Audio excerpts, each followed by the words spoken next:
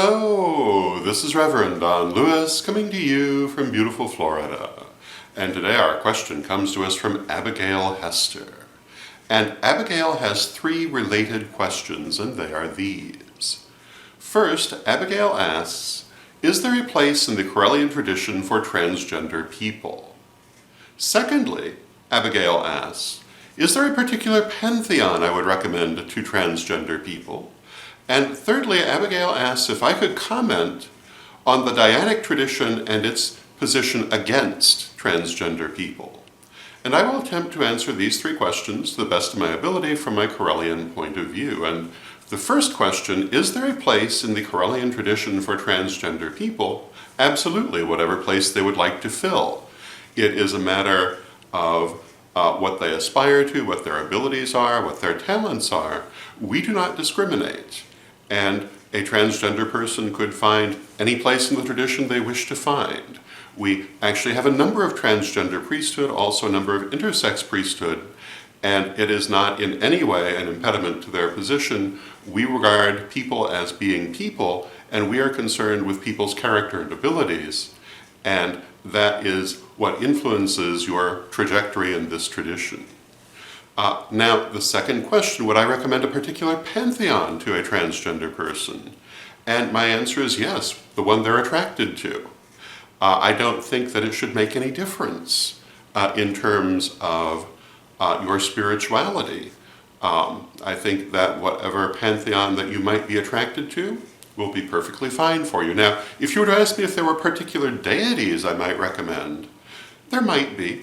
I would say look into mythology, see what you find resonates with you. There were a couple of deities in the ancient world who specifically had transgender priesthood, notably Cybele the Magna Mater and also Heracles, both of whom were served by transgender priestesses. So they might be possibilities that would be of particular interest, or they might not, because in the end, it's an individual journey, and it's what you resonate to, what you have spiritual connection to that will matter. And finally, can I speak to the Dianic tradition and its opposition to transgender people? And the answer to that is that except to say that I don't agree with it, I don't know that I really can comment on it too much, as I am neither transgender nor Dianic, and I'm not sure that I could really explain all of the details of it from their point of view. What it comes down to is that the Dianic tradition specifically rejects transgender people, and as I've said, the Correllian tradition takes exactly the opposite point of view. So that would be my primary comment on it. I think that in the end, as I said in a previous vlog, we must take people as we find them, and everyone is on their own journey. And I think that that the world is a much better place when we do not have preconceived ideas about people or prejudices toward them based simply on who they are. I've met wonderful people from all walks of life and all backgrounds, and I think it's very sad when people reject certain backgrounds just because of their prejudices. So those would be my opinions on the matter. I hope you find them helpful, and until next time, may you blessed be.